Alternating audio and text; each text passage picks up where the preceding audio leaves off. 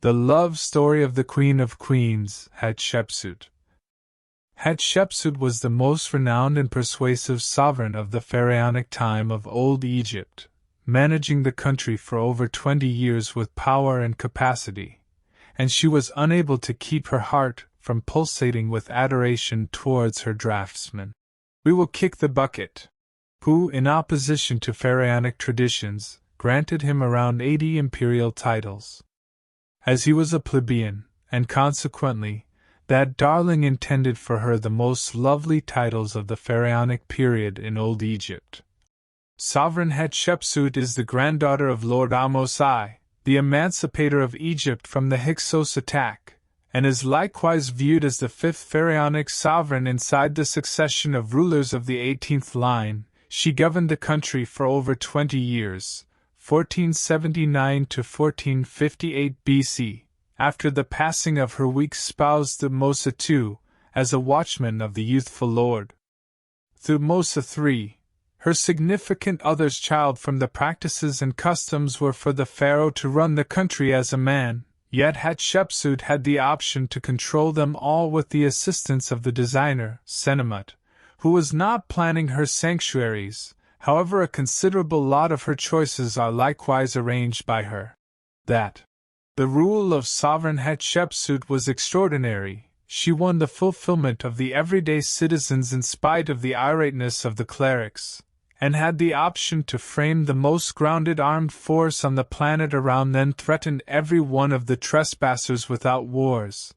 and laid areas of strength for out relations with adjoining nations after the nation was in a terrible state during the rule of Thutmose II, who was described by extreme shortcoming because of his steady sickness, as exchange guards with the majority of the nations of Africa, and thusly shaped the biggest maritime armada in the locale, and as a general rule, her rule was portrayed by thriving, harmony and improvement contrasted with every one of the rules of the 18th. Hatshepsut was a wonderful female, as it appears from her different sculptures, yet she was wearing men's garments after she assumed control over the rule, and she likewise utilized a bogus facial hair growth to dispose of the complaint of the great clerics of the god Ammonius, who accepted that the pharaonic lord should take care of business.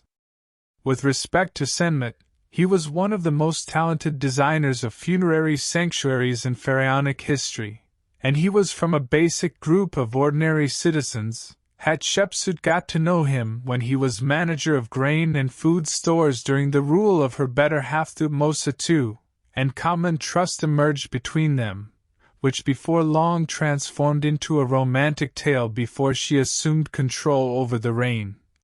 He said, sennemut was Hatshepsut's most memorable ally in empowering her to assume control over the reins of government, and her arrangement of him as the administrator of her property, the director of really focusing on her little girl, Nephroare, and the top of the illustrious court is the best verification of his status with her. He said, the status that sennemut got during the rule of Hatshepsut was strange, in light of the fact that the arrival of 80 regal titles to a specialist from the commoners was uncommon in pharaonic traditions, which incited the ministers of the god Ammonius to incite the displeasure of the young man around them Thutmose III, the authentic beneficiary of the high position of the nation. However, the last option couldn't do anything. The romantic tale that united them was that this designer planned a section between his own burial chamber and Hatshepsut's burial place to stay in contact with her in the other world, as per pharaonic conviction, and this was likewise strange.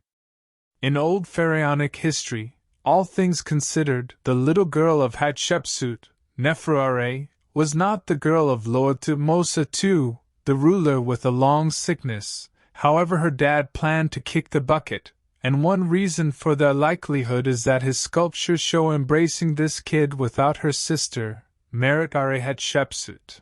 A portion of the wall paintings affirm for certain that sennemut was not a conventional individual or simply a gifted designer during the rule of Hatshepsut. However, he was the nearest to her in the entirety of her choices, as a messenger show his help to her in conquering the resistance of the clerics, and assisting her arrangement with disposing of Thutmose III, the youthful beneficiary of the privileged position, when he arrived at adulthood by sending him at the top of the Egyptian armed forces to the conflict in Gaza, determined to dispose of him in a roundabout way. The romantic tale that brought Hatshepsut and We Will Kick the Bucket together was intricate. It shouldn't have been authoritatively declared, yet the many confirmations of their status with one another was something strange, which was the subject of contention and outrage among the high priests. He said, the specialist had the option to plan and execute the most gorgeous archaeological works throughout the entire existence of the 18th Pharaonic line, most eminently the sanctuary of Hatshepsut, which is the most lovely throughout the entire existence of Old Egypt, and he did it throughout a long time from 3 back-to-back floors of limestone, with a plan unique in relation to all funerary sanctuaries around then.